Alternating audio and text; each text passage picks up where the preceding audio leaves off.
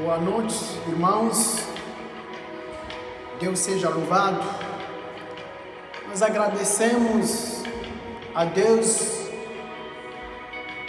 de ter nos dado este privilégio de estarmos aqui novamente nessa transmissão da mensagem do Evangelho do nosso Senhor Jesus Cristo. E nós agradecemos imensamente também aos irmãos que nos acompanham nos nossos canais de transmissão, no YouTube, no WhatsApp. Que Deus seja louvado pela vida dos irmãos. Então nós queremos neste momento entregar a Deus todos os nossos pedidos. Vamos orar a favor da igreja, dos irmãos que se encontram neste momento enfermos, sabendo do momento que nós estamos passando e, aliás, o mundo inteiro está passando. Vamos orar também a favor dos irmãos que se encontram neste momento internados, que acabaram de perder os seus entes queridos, os irmãos que estão sem emprego e todos os diversos pedidos. Neste momento nós vamos clamar ao Senhor Jesus Cristo. Vamos orar, irmãos. Amado Pai, nós queremos te agradecer, queremos louvar teu santo nome por este momento que nós estamos aqui, ó Pai, através desse canal, transmitindo a sua mensagem, ó Deus. E antes de tudo nós queremos, ó Pai, entregar todos os nossos pedidos a Ti, ó Senhor, todos aqueles que se encontram neste momento internados, muitas as famílias chorando seus entes queridos, e pedimos a Ti, ó Deus, visite cada pessoa, cada enfermo neste momento, visite cada família. E rogamos a Ti, ó Deus, cuida cada um que se encontra neste momento internado. Queremos agradecer também, entregando a sua igreja nas suas mãos, cada irmão. Ó Senhor, continua nos abençoando, de maneira que a nossa fé continua sendo viva na sua presença. Oramos também, ó Pai, a favor de todos os irmãos que se encontram desempregados, que o Senhor possa conceder a cada um, Senhor. Pai, obrigado. Entrego este momento que nós queremos compartilhar da sua palavra, que o Senhor se faz presente neste momento e nos dá, ó Senhor, o coração que concede, ó Pai, entender a sua palavra e aplicá-la nas nossas vidas. Assim nós oramos, agradecido, no nome de Jesus. Amém. O domingo passado, nós começamos o capítulo 11, falando do versículo 1 até o versículo 18.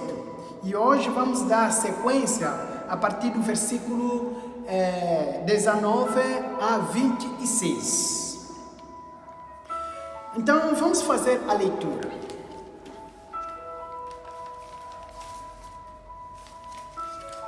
A partir do versículo 19 a 26.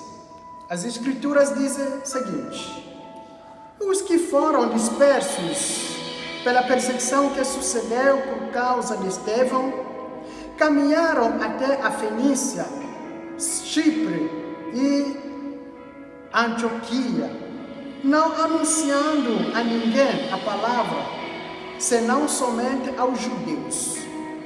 E havia entre eles alguns homens cíprios, sireneus, os quais, entrando em Antioquia, falaram aos gregos, anunciando o Senhor Jesus. E a mão do Senhor era com eles, e grande número creu e se converteu ao Senhor. E chegou a fama destas coisas aos ouvidos de igreja que estava em Jerusalém, e enviaram Barnabé Antioquia, o qual, quando chegou e viu a graça de Deus, se alegrou e exortou a todos a que permanecessem no Senhor, com propósito de coração, porque era homem de bem e cheio do Espírito Santo e de fé, e muita gente se uniu ao Senhor. E partiu Barnabé para Tarso a buscar Saulo, e achando-o, e conduziu para Antioquia. E sucedeu que todo um ano se reuniram naquela igreja e ensinaram muita gente, e em Antioquia foram os discípulos pela primeira vez chamados cristãos. Amém? Então, irmãos, conforme eu falei no domingo passado, nós tratamos desses assuntos. Por mais que apareça uma repetição de todos esses assuntos que foram tratados no domingo passado, é um relatório que o apóstolo Pedro estava prestando aos judeus e sobretudo aqueles mais radicais de todos os acontecimentos que ocorreram na casa de Cornélio, o gentio. E nós aprendemos algumas lições importantes. E nós vimos que o apóstolo Pedro, sabendo o que ia acontecer, o fato de ter entrado na casa do gentio, ele levou com ele 6 dos irmãos, para que esses servem como testemunho quando for prestado a conta aos judeus, os radicais. Então ele usou da prudência e a sabedoria. Por essa razão nós tínhamos falado de que nós, sendo povo de Deus, nós precisamos ter a sabedoria e ser prudente. E também nós vimos que Deus quebrou, não é todo o preconceito dos judeus, o fato de ter pensado ou entendendo que a salvação era uma exclusividade dos judeus. Então Deus quebrou esse paradigma no sentido de que concedeu esse dom para os gentios, ou seja, o mesmo dom da salvação que foi concedido para os judeus é o mesmo dom também que foi concedido para os gentios. Então todo esse paradigma de preconceito ou todas essas barreiras foram quebrados. É por essa razão nós também devemos quebrar todos os preconceitos nos nossos corações. E também nós aprendemos que quando o apóstolo Pedro estava falando, prestando o depoimento, ou seja, os relatórios perante os judeus, os mais radicais, um elemento importante que nós destacamos é que o fato desses judeus tenham prestado ouvido atentamente, escutando o que o apóstolo Pedro falava.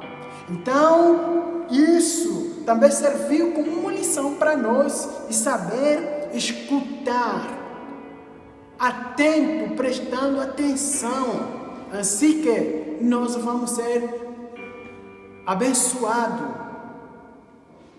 Então hoje nós vamos dar a sequência, nós fizemos a leitura da palavra de Deus. Irmãos, de acordo com o que nós lemos, nós vamos entender agora é que pela primeira vez prega-se o Evangelho de Cristo aos gentios. Então, nesse fato, nós encontramos alguns degraus. O primeiro degrau que nós conseguimos notar é o Filipe. Filipe jogou um papel fundamental quando se trata do Evangelho. Ele, depois da perseguição da igreja, quando Estevão foi morto, cada um seguiu o seu rumo. E o Filipe, ele se dirigiu para aquelas localidades dos samaritanos e ele pregou o Evangelho de Cristo aos samaritanos. E esses samaritanos, que eram meio judeus, digamos, eles serviram como se fosse o ponte entre os judeus e os gentios. Então, Filipe, o evangelista, ele pregou o Evangelho de Cristo aos samaritanos. E o outro degrau, nós vamos entender que é o apóstolo Pedro. O apóstolo Pedro, ele aceitou o gentio, ou seja, o Cornélio. Mas aqui nós vamos entender que o Cornélio, ele que foi à busca da igreja. Não é a igreja que foi à busca do Cornélio.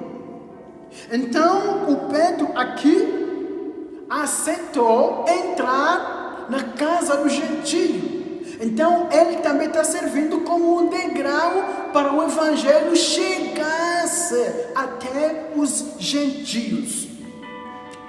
E o terceiro degrau nós vamos destacar é aqui a Antioquia. Nessa cidade, ou a igreja de Antioquia, nós vamos entender que aqui a igreja não se dirigiu aos judeus. A igreja não se dirigiu aos judeus, ou seja, aos meios judeus. Mas a igreja aqui vai se dirigir de uma maneira deliberada aos gentios. Não é aqui os gentios que vai à busca da igreja, mas ao contrário, é a igreja que vai de uma maneira deliberada, com um propósito determinado de buscar os gentios, de levar o evangelho de Cristo aos gentios. E a partir de lá, nós vamos entender uma realidade surpreendente aqui na igreja ou na cidade de Antioquia, onde nós vamos entender que o cristianismo vai se tornar uma religião mundial, ou maior religião do mundo nessa cidade. Então a igreja deu um dos passos mais importantes, não é? É um dos passos mais importantes de todas as épocas.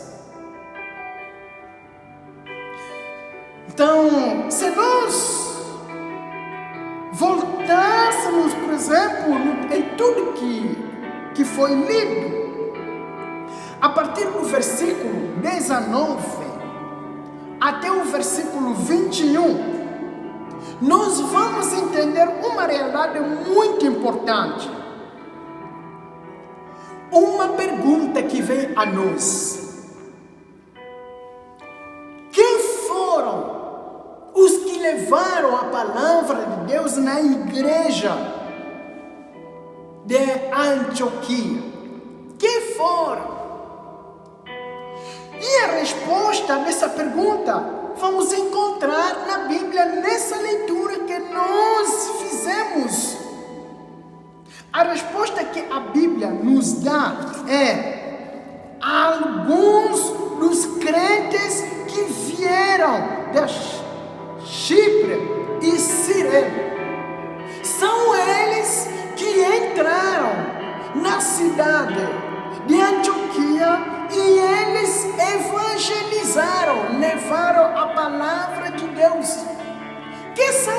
vezes a Bíblia não nos dá os nomes. Tudo que se sabe é que provieram de Chipre e de Cirene. Mas ninguém sabe, nem saberá quem eram eles. Essas pessoas, irmãos, entram na história dos anônimos pioneiros de Cristo Jesus.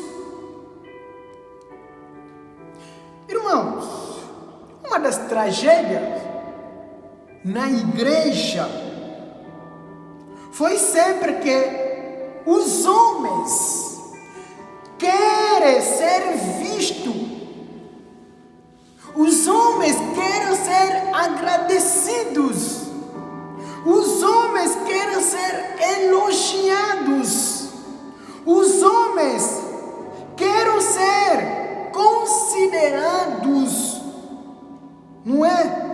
Vistos. Quando eles estão fazendo algo valioso. Por esse motivo, irmãos, a primeira lição que nós vamos aprender é: faça a sua tarefa sem se preocupar a ser visto, sem se preocupar a ser aplaudido, sem se preocupar a ser elogiado. Faça o seu serviço sem se preocupar dos elogios, sem se preocupar ser vistos ou reconhecidos. Será que é problema ser elogiado? Não. Será que é problema ser aplaudido? Não, não é problema ser aplaudido, elogiado. Só que quando nós trabalhamos a base dos elogios, quando nós trabalhamos somente para ser visto, e aí vem uma pergunta: a glória é de quem? Claro que quando nós trabalhamos para ser visto, para ser elogiado, neste caso, a glória é como se fosse nossa. A glória não é mais o nosso Senhor Jesus Cristo. Irmão, nós devemos trabalhar, não é para ser visto, mas para glorificar ao nosso Senhor Jesus Cristo. Mas infelizmente hoje em dia, muitas das pessoas estão trabalhando somente para ser visto que ele trabalhou. Quantas das vezes nas redes sociais nós acompanhamos no Facebook, no WhatsApp, as pessoas publicando matéria com intenção de ser visto que está trabalhando. Muitas das vezes a pessoa, quando está orando, vai dar a câmera na outra pessoa para filmar, pegar as imagens. Está lá de joelho orando, vai pegar as imagens para depois postar no Facebook. Qual é a importância? E isso é o motivo para ser visto. Sobretudo nesse período de pandemia, quantas pessoas estão fazendo bem, no sentido de ser visto, vai publicar. Não é mal, por exemplo, publicar. Isso é bom para incentivar as pessoas. Mas muitas pessoas fazem isso, não é no sentido de incentivar as pessoas, mas para ser visto que ele fez, ele participou, ele ajudou. Nós vamos fazer as nossas tarefas, o nosso trabalho, não é para ser aplaudido, não é para ser reconhecido, para ser visto, mas vamos trabalhar para glorificar o nosso Senhor Jesus Cristo. Irmão, trabalhe. Pode ser que o seu nome não vai ser escrito na história das pessoas, mas você trabalha porque o seu nome é escrito no livro da vida. Amém? Trabalha, mesmo que o seu nome não vai ser escrito na história das pessoas, mas o seu nome vai ser escrito no livro da vida. Trabalha, não é para ser reconhecido pelos homens, mas para a glória do Senhor. A Bíblia nos dá o exemplo de duas pessoas, duas mulheres que trabalharam, exerceram as suas funções, não é para agradar ao ser humano, não é para agradar ao rei, mas elas trabalharam para agradar ao Senhor Jesus Cristo. Êxodo capítulo 1, versículo 15 a 22. Esse relato nos dá dois nomes, duas mulheres, duas parteiras. A primeira nome é Sifra e a outra é Puá. Essas duas mulheres estavam trabalhando como parteiras. E no momento que Faraó no Egito notou que o povo de Israel estava se multiplicando, e ele notou um perigo para o povo egípcio, porque o povo de Israel estava sofrendo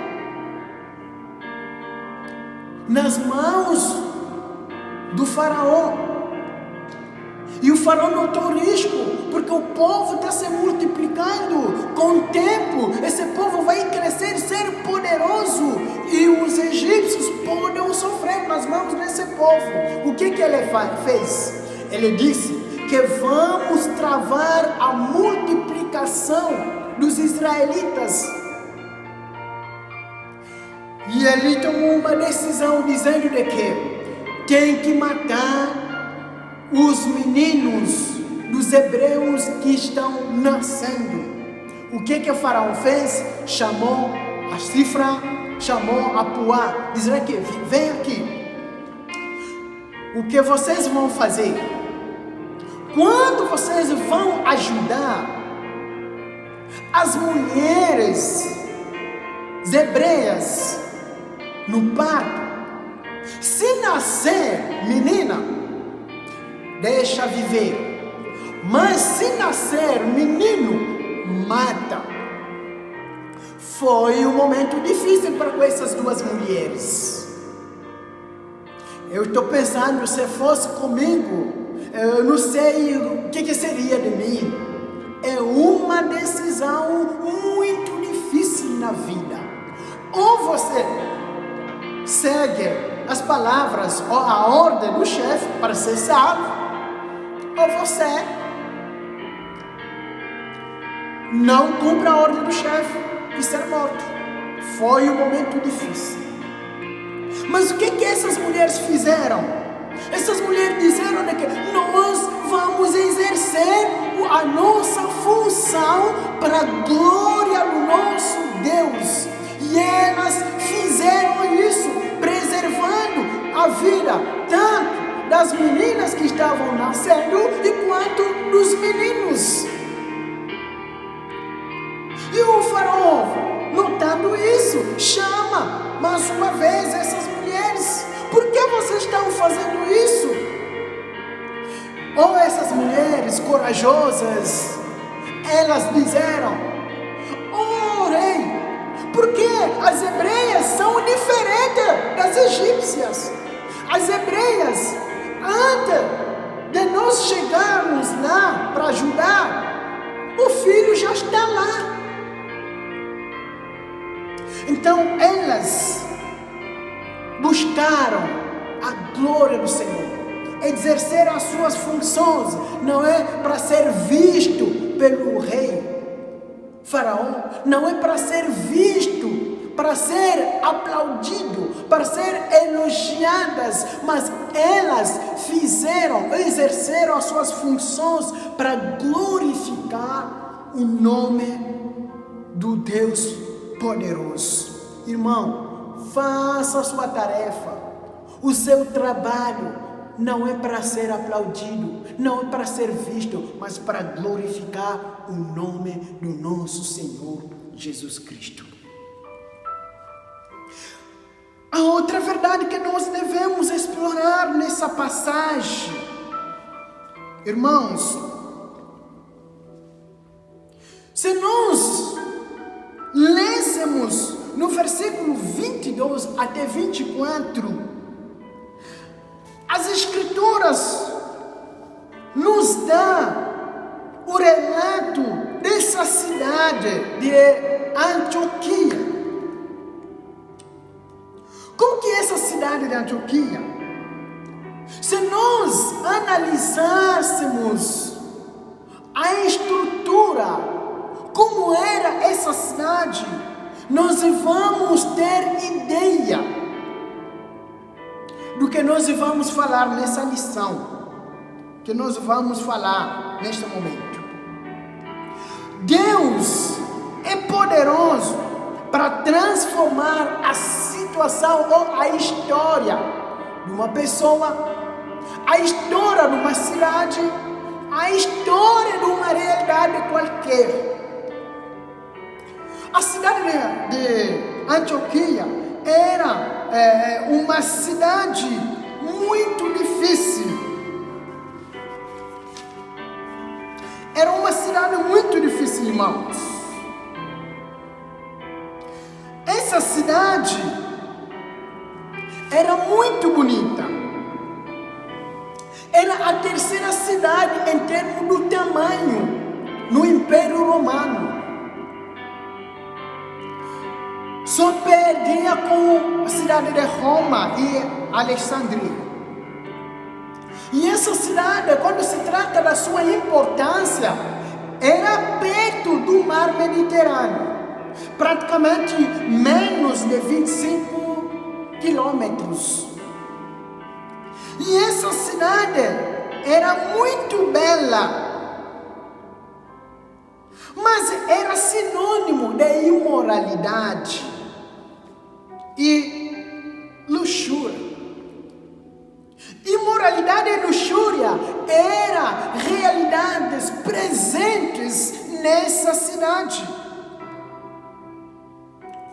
Era uma cidade famosa por sua carreira de carros e por busca, não é, deliberada de prazer. Era uma cidade em que prazer se desenvolvia literalmente dia e noite. E era uma cidade em que havia uma mulher, essa mulher chamada Dafne. E essa mulher que era bonita, não é? O Apolo se apaixonou por essa mulher. E o Apolo perseguiu essa mulher, querendo casar essa mulher. E essa mulher fugiu. Para salvar a vida, segundo a lenda, não é? Nos conta que essa mulher se transformou a uma planta de louro. E essa mulher, que era considerada deusa, ela tinha um templo. E no seu templo havia também as sacerdotisas. E essas sacerdotisas, todas as noites, elas eram perseguidas pelos fiéis do templo de Dafne. E que uma palavra que era conhecida sobre a lenda dessa mulher, sobre a moralidade dessa mulher, é uma vida desregrada. E essa sacerdotisa dela era prostituta. Então, para nos dar a ideia, essa aqui é a cidade. Essa aqui é a cidade. Parece, é incrível. E entretanto é certo que é uma cidade como esta. O cristianismo deu um grande passo, um passo considerável. E o cristianismo se tornou, nessa cidade, a religião maior do mundo. Nessa cidade. E Deus, Ele é poderoso. Ele pode mudar a história. Ele é o único capaz que pode mudar a história de uma pessoa, que pode mudar até a história de uma cidade, como essa cidade de Antioquia, que era uma cidade imoral, que era uma cidade conhecida como cidade devido das prostitutas, cidade dos prazeres. E nessa cidade Deus usou para que o cristianismo se espalhasse, que a palavra de Deus seja divulgada no mundo inteiro. E Deus é poderoso mudar a história até da cidade. O Deus é poderoso de mudar a situação, mesmo de uma casa, de uma família. Ele é o único que pode fazer isso. Irmão, no século XIX, havia um escritor francês, do nome Voltaire, ou o nome francês Voltaire. Esse escritor disse alguma coisa. Ele disse o seguinte: em 100 anos,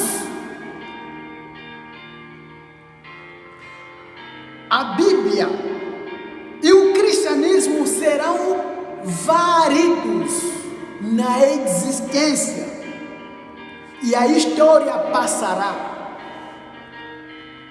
Sabe o que aconteceu? Em 50 anos, esse escritor foi varido, morreu. E o que aconteceu quando ele morreu? A Sociedade Bíblica de Genebra usou a casa dele como uma editora para imprimir e distribuir as Bíblias. Deus é poderoso de transformar a situação. Irmãos, muitas das vezes a situação na sua casa não está bem, a situação na sua família não está bem, a situação na sua cidade não está bem. Muitas das vezes as pessoas fogem de uma cidade a outra porque aquela cidade é insegura. Vai fugir para outra cidade no interior. Às vezes a sua situação dentro da casa não está bem. Muita turbulência. Mas tem um único que pode fazer de maneira que a situação mude. O único é Deus. Ele mudou a história de muita gente, mudou a história de muitas cidades, mudou a história de muitas casas, mudou a história de muitas vidas. Ele é o único que pode mudar também a história da sua família, a história da sua casa. Ele é o único Deus que pode fazer isso. Tu simplesmente vai confiar nele, se entregar nele. Uma outra realidade. Quando a igreja de Jerusalém ouviu que na cidade de Antioquia os gentios receberam a palavra de Deus, a igreja de Jerusalém mandou o supervisor para supervisionar a igreja, essa cidade, a igreja de Antioquia. Irmão, sabe como que Deus age nos seus propósitos? Deus, Ele é Deus, Ele sabe o que faz.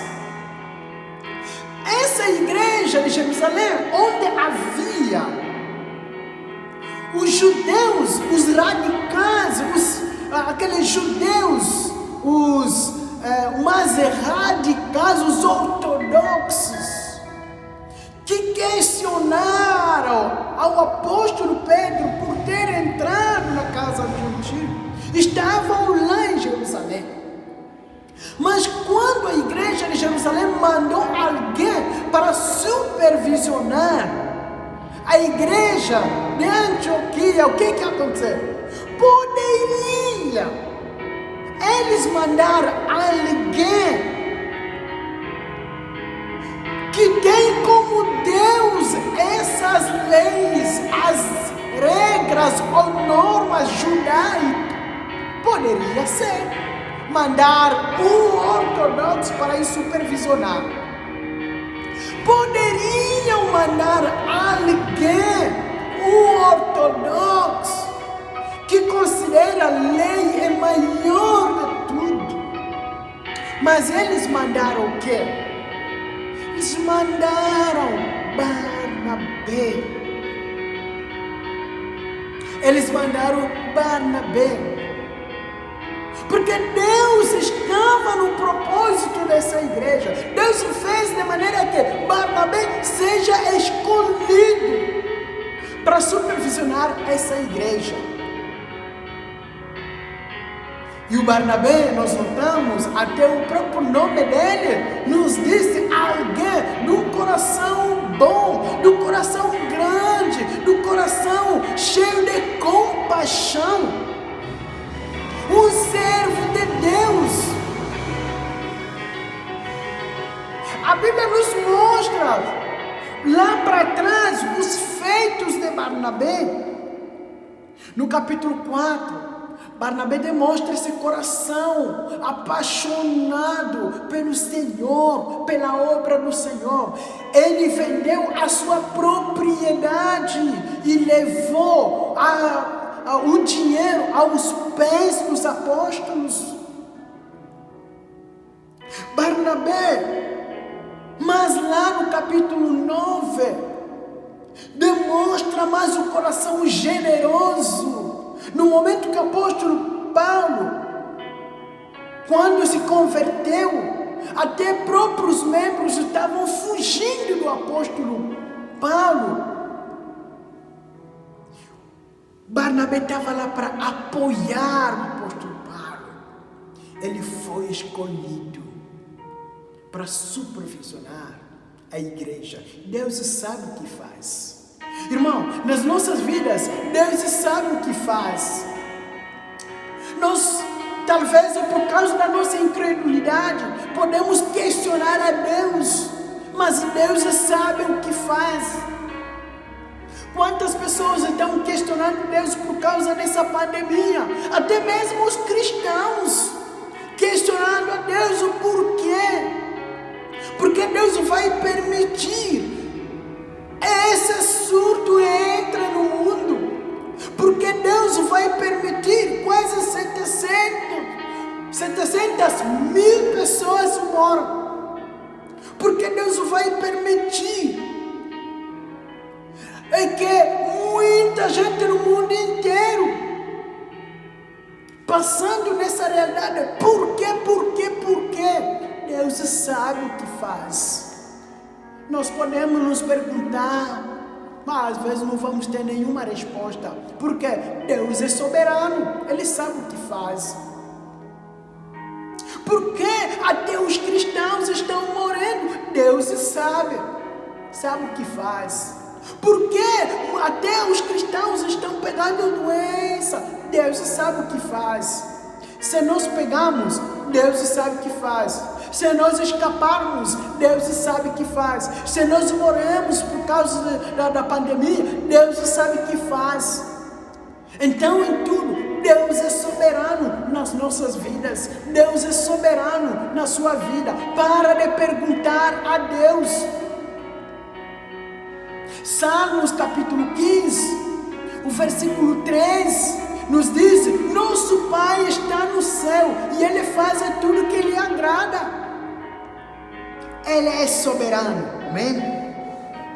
Irmãos, uma outra realidade que nós podemos explorar nessa passagem, a partir do versículo 25 a 26, nos mostra quando Barnabé chegou, foi mandado pela igreja de Jerusalém. Ele viu o trabalho que tinha, uma igreja nova, que passou numa realidade tão grande. A igreja estava passando momentos difíceis naquela decadência entre os judeus e os radicais. É um trabalho que estava naquela igreja. E o Barnabé disse: esse trabalho eu sozinho não vou conseguir. E ele achou que teria que trabalhar com alguém que lhe apoiasse, que lhe desse o braço direito para trabalhar juntos. E ele achou que essa pessoa seria o apóstolo Paulo. E ele saiu em procura do apóstolo Paulo. E quando o achou, e levou na cidade, na igreja de Antioquia. E os dois ficaram lá 1 ano trabalhando nessa igreja.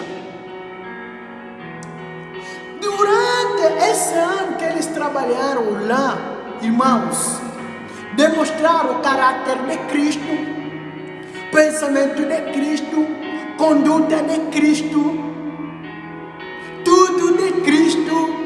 E a palavra de Deus nos disse é que pela primeira vez em Antioquia é que os cristãos, os seguidores de Cristo, sejam chamados de cristão pela primeira vez, porque eles mostraram o comportamento de Cristo, conduta de Cristo, pensamento de Cristo, sentimento de Cristo, agiram como Cristo.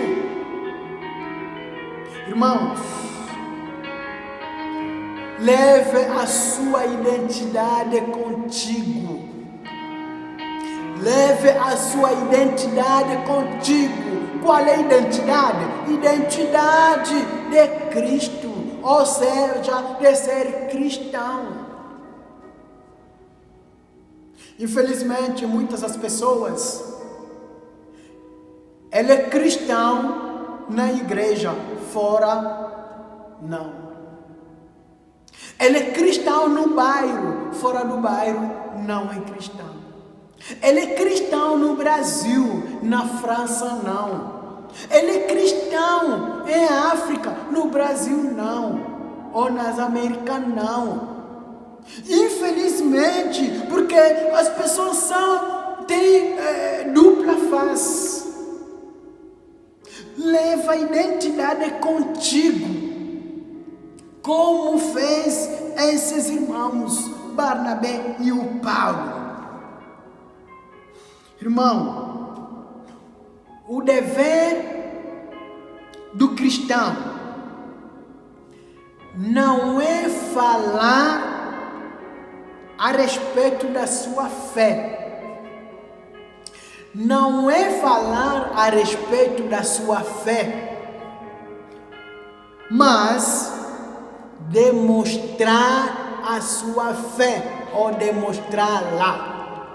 A diferença entre falar da fé e demonstrar a fé. Falar da fé, qualquer pessoa fala. Qualquer pessoa pode falar da fé. E aliás, hoje em dia, como se fosse qualquer pessoa é cristão. Qualquer pessoa pode orar. Qualquer pessoa, às vezes, pode exortar. Qualquer pessoa pode orar. Outra vez, assistindo reportagem, um ladrão entrou na igreja católica. Ele foi até na frente do altar, onde estava posto a estátua. Que esse ladrão fez? Ele rezou a reza católica e depois se dirigiu onde tinham os objetos que eles levaram. Fizeram o quê? Rezaram. Qualquer pessoa pode rezar.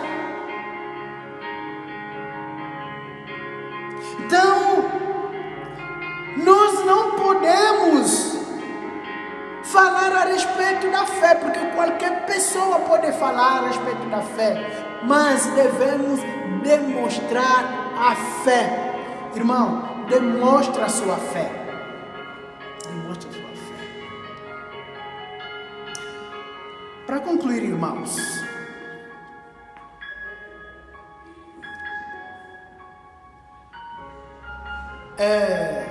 vamos fazer os nossos trabalhos, exercer a nossa tarefa, exercer as nossas funções, sem se preocupar com os aplausos, sem se preocupar com os elogios.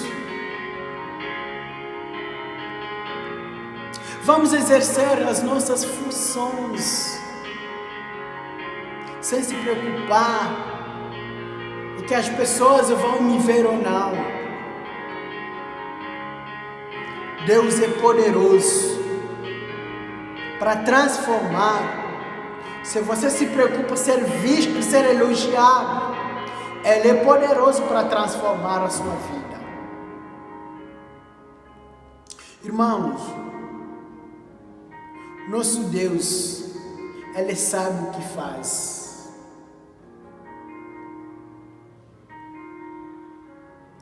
E a palavra de Deus está nos dizendo de levar a nossa identidade em qualquer lugar onde nós formos. Se nós somos cristãos na igreja, é que sejamos cristãos fora dela.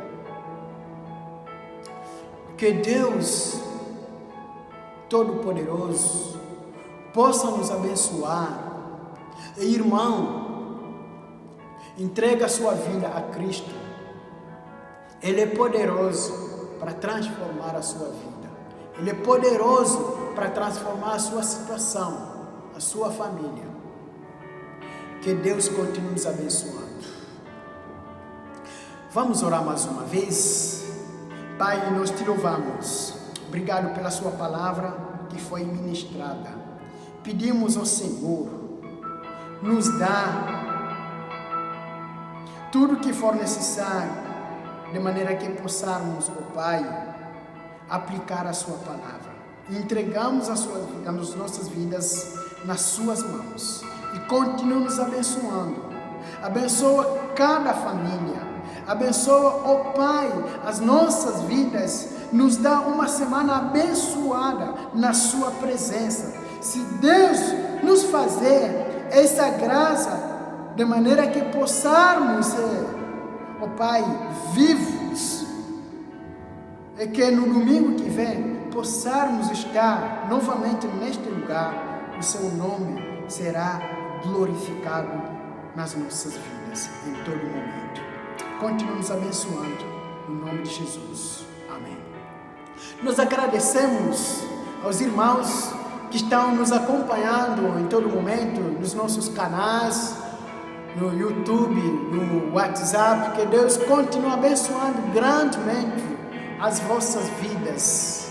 Então, nós agradecemos imensamente também a equipe técnica, a nossa irmã Rebeca, que se dedica a todo momento, de maneira que essa mensagem chegue a todo mundo. Que Deus abençoe a vida dela também. Então, nós desejamos uma ótima semana a todo mundo. Nos veremos no domingo que vem, no mesmo horário, nesse canal. Deus seja louvado. Amém.